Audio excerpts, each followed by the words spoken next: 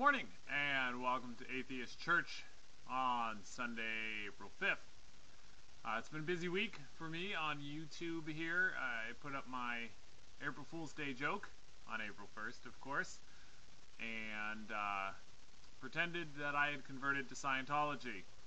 And that was a lot of fun, and a couple people fell for it. Let me give you some April Fool's Day etiquette here. If you see a good April Fool's Day joke, or even a not good April Fool's Day joke, I don't understand the inclination to go, April Fools, right away in the comment section, like you're proud of yourself for getting it or something. If you get it, cool, you're now part of the joke. Sit back and watch someone else fall for it and have a chuckle. And if you insist on someone knowing that you got it, that you didn't fall for it, then send a private message to the person that posted it. But if you go, oh, it's April Fool's, then you're just trying to blow it for the next person who might have fallen for it. And that's why I moderated the comments for the first 24 hours, as I will always do on April Fool's Day jokes.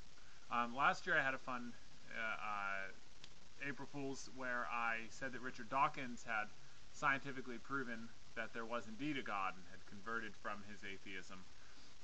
And that the signs seemed to point in the direction of Christianity, but he was still researching it. And somehow people were more eager to believe, not that that was true, but that I believed it, than to believe that I had fallen for the Scientology thing. So I thought that was kind of interesting. Not that I'm drawing any conclusions from it. But the other exciting thing was I had put up a performance video, and I said when it hit 10,000 I would put up a new one. And it hit 10,000 Saturday morning, so that was great. I put up the new one, and the new one got over 600 views in the first 24 hours, which I think is my record, not for the most views in 24 hours, but for the most views in the first 24 hours that a video has been online. So thank you for that. That's awesome. My subscribers numbers are climbing, and that kind of thing's happening. For church today, I thought I would go back to the April Fool's Day subject of Scientology for a minute and tell you about my real experience going to a Church of Dianetics location, or a Church of Scientology location, and getting my personality test done. This happened, I think I was 18, 19 at most, still rather fond of drinking, and a good friend of mine, his name was Christian, we were out pretty sloshed, and we happened to buy the Church of Scientology here in Sacramento. I think it's 16th and J, somewhere around there. And the guy was out front. They remind me of the guys that stand out in front of strip clubs, you know. Come on in, Cherry's about to set her nipples on fire. That's a real thing I heard outside of a strip club in San Francisco. But this guy says, come in, get your personality test, it's free. And that's not nearly as exciting as Cherry setting her nipples on fire. But we were drunk, and I thought, oh, this ought to be good for a kick. So we went in. And he says, I think your buddy's been drinking. So he can't take the personality test. And I'm sitting there just snookered, and I say, oh yeah, that's probably a good idea. And so they send Christian into the other room to watch movies about Dianetics while I get my exciting personality test. Partway into the test, I'm really wishing I was watching the movies, because it was long. And so the test finishes, and he pulls out this computer-printed graph, very scientific. And it showed my personality as having these highs and these lows. And I said, well, it's great. And he says, no, it doesn't. I said, yeah, look, the highs and the lows are balanced. And he says, yeah, but with Scientology, you can get rid of those and have smooth, even line. I said, isn't that what I'll have when I'm dead? And I guess he's prepared for people to argue that the graph's not accurate, but he wasn't prepared for someone to go, yeah, highs and lows are good. He didn't have a response ready. So he says, no, you don't want those lows, do you? And I said, well, I wouldn't give up the highs to avoid them. And he's like, yeah, but aren't those lows really bad? And I said, well, it makes for some good poetry, and the highs are great. I love them.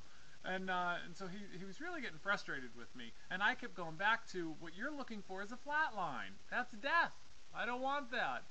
So finally, he was really stubborn. And he just stayed with me, and finally he's like, okay, we're getting nowhere. And so he's like, let's get your friend, and he wants to get me out of there. Maybe by now he's noticed that I'm not so sober myself, I don't know. So we go in the room where Christian is watching the movies, And Christian is having a blast. He is laughing like he's watching a comedy, and he says, Keith, you gotta come in and watch it, this is great, you know. So the guy shuts off the movie, and he ushers us on out of the Church of Scientology. I haven't been back since. Christian stole a book of Dianetics from the shelf while he was watching the movies, and at the time, I thought that was hilarious. So we wake up in the morning, and shake off the hangover and get some coffee, maybe a little hair of the dog, and then we head to the local bookstore that we hung out at. And Christian walks up and slaps the book of Dianetics down on the counter. This guy already doesn't like us because we come in and spend hours reading his books and then leave without buying anything on a regular basis. So Christian slaps down this book of Scientology and says, "Hey, this is like brand new. The spine isn't even cracked. You want to buy it?" And the guy doesn't say a word. He just points. So we both look. He's pointing, you know.